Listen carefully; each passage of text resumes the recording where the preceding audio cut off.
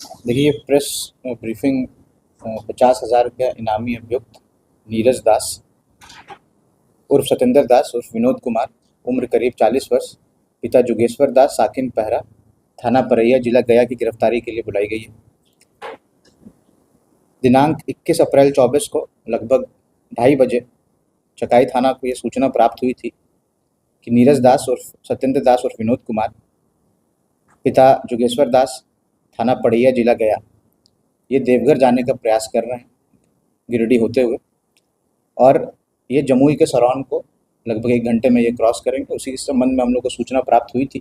उसके अनुसार एक जो एसआईटी का गठन किया गया था पूर्व में, जो चकाई बैंक डकैती हुई थी, उसको दोबारा मेरे द्वारा एक्टिवेट किया गया और जो एसडीपीओ झाझा हैं इनके लीडरशिप में एक टीम का गठन किया गया, जिसमें जो थाना अध्यक्ष चकाई हैं और जो सशस्त्र बल है और तकनीकी शाखा जो उनके द्वारा छापेमारी की गई और उस क्रम में इनकी गिरफ्तारी हुई। इन्होंने अपने स्वीकारोक्ति बयान में यह बताया है कि इनके द्वारा पूर्व से ही बैंक डकैती के विभिन्न घटनाओं को अंजाम दिया गया है। पूर्व में भी इनके द्वारा मार्च 23 में जो बैंक डकैती की घटना घटी थी, जहाँ 15 लाख रुपए इन लोगों ने एसबीआई ब्रांच में लूटा था, उसकी भी इन लोगों ने इनके द्वारा उसकी सहमति बताई गई है। और जैसा कि आप जानते हैं कि राजेश दास की गिरफ्तारी रायगढ़ में 5 करोड़ का जब वो बैंक डकैती कर रहा था, उसके पश्चात हम ही लोग के इनपुट पे उसकी गिरफ्तारी हुई थी। तो ये पूरा एक गिरोह है, 26-27 लोगों का गिरोह है, और इसके विभिन्न 10 लोगों की गिरफ्तारी रायगढ़ में कर ली गई थी। और इसकी गिरफ्तारी आपको एक बहुत ही महत्वपूर्ण उपलब्धि है जमुई जिला पुलिस के लिए। और मुझे लगता है कि बिहार एवं अन्य राज्यों में भी जो प्लान बना के इनके द्वारा बैंक डकैती के कांडों को किया जाता है, उसमें एक बड़ी उपलब्धि रहेगी। इनके पास से एक हीरो स्प्लेंडर प्लस मोटरसाइकिल बरामद किया गया है, 2 मोबाइल सेट और कुछ नकद रुपए बरामद किए गए। इनका आपराधिक इतिहास वर्ष 2002 से शुरू होता है। मोटरसाइकिल लूट वर्ष 2002 में इन्होंने किया है।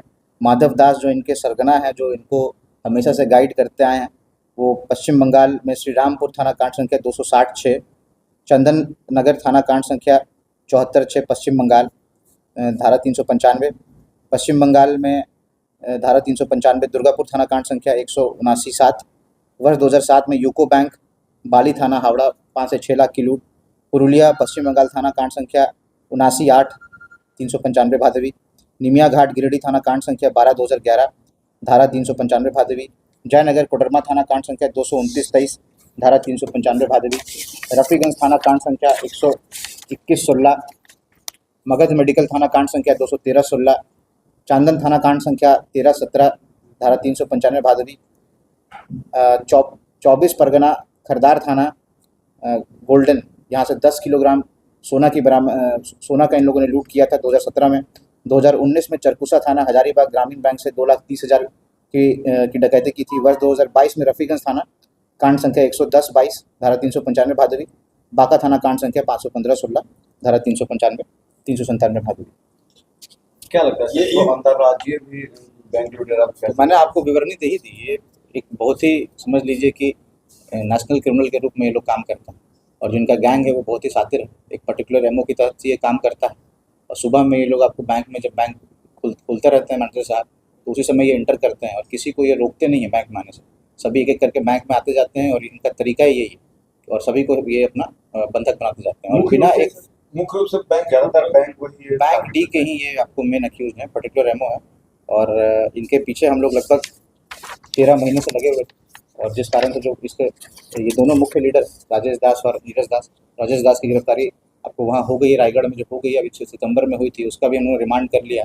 उनको भी हम लोग जमुई में आपको कोर्ट में माननीय न्यायालय में लाएंगे। और अभी नीरज दास की गिरफ्तारी हम लोग के लिए समझ लीजिए कि महत्वपूर्ण उपलब्धि है, क्योंकि जो बैंक डी होता है वो उससे पूरा एक पब्लिक ऑर्डर पे एक असर पड़ता है। तो इस तहत मुझे लगता है कि ये जो गैंग है इसका डिटेक्शन से और इसकी गिरफ्तारी से इस पर रोक लगेगी। 26-27 बताई जा रही थी, उसमें कितने लोग गिरफ्तारी हुए? देखिए, उनके भी नाम मैं आपको प्रेस विज्ञप्ति में ब्रीफिंग में दे दूँगा। 26-27 में से लगभग 10 लोगों की गिरफ्तारी हो रखी है, और ये हमेशा गिरफ्तार होते रहे हैं और आपको जेल जाते रहे हैं, और इनका जो ट्रायल है वो उस पर्टिकुलर तरीके से चल रहा है। और इसमें तो राजेश दास जो है वो तो आपको सजा याफ्ता भी था, और वहाँ से वो फरार था गया से। तो विभिन्न तरीके का इनके द्वारा किया गया है कार्य। कई मुझे तो ये भी हम लोगों को जो इनसे हमारी बातचीत हुई है, कई विभिन्न कांडों में इनकी संलिप्तता होगी, जिसका इनके ये लोग आपको स्वीकार नहीं करते हैं और उसमें हम लोग को एविडेंस नहीं मिल पाता है। सर 26 में से 10 लोगों को सर कारावास भेजा गया है, बाकी लोगों के लिए क्या कुछ कार्रवाई करें? देखिए, बाकी लोगों को भी हम लोग चिन्हित कर रहे हैं। होता क्या है कि जब गैंग गिरोह 28 लोगों का रहता है तो उसमें समय के साथ साथ लोग अलग अलग हट के काम करते हैं, तो इसमें कई एक्टिव रहते हैं, कई इनएक्टिव रहते हैं। तो जो एक्टिव क्रिमिनल्स हैं उनके पीछे वो लगे हुए हैं। नीरज दास क्लियरली इसमें इन्वॉल्व था। राजेश दास ने भी जब वो वहाँ पकड़ाया था, हमारी टीम आपको गई थी, तो उन्होंने इसका स्वीकारोक्ति बयान लिया था, जिसमें उसके द्वारा क्लियर वीडियो रिकॉर्डिंग में बोला गया है कि नीरज दास वहाँ पे आपको मौजूद था।